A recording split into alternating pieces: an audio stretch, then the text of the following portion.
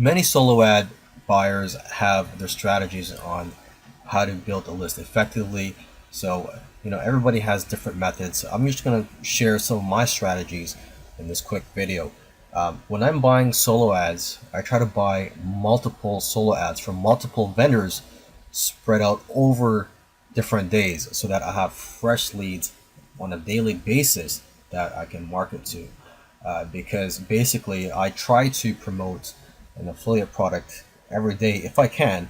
I try to promote an affiliate product every day to my list, so it helps to have fresh leads every day seeing my latest promotions. Okay, now if you're just starting out, buy small amounts of clicks, such as 20 or 50 clicks from each vendor, because what usually happens is that they will over deliver, and in the long run your cost per click will be much lower.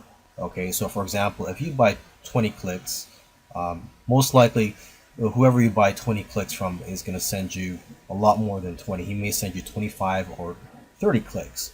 Okay, so he might end up sending you 50% more than you ordered.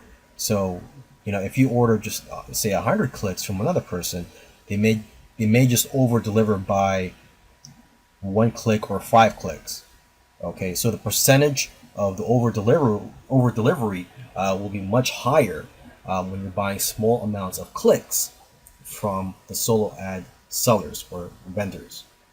Okay, now you do not want to get burned, so stay away from buying large amounts of clicks right away, especially if you're just starting out.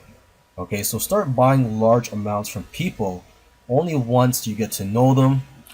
If you've bought solo ads from them in the past and you're happy with the results, and if you trust the person. Okay, and reinvest your profits into buying more solo ads, because what you will see is a compounding effect.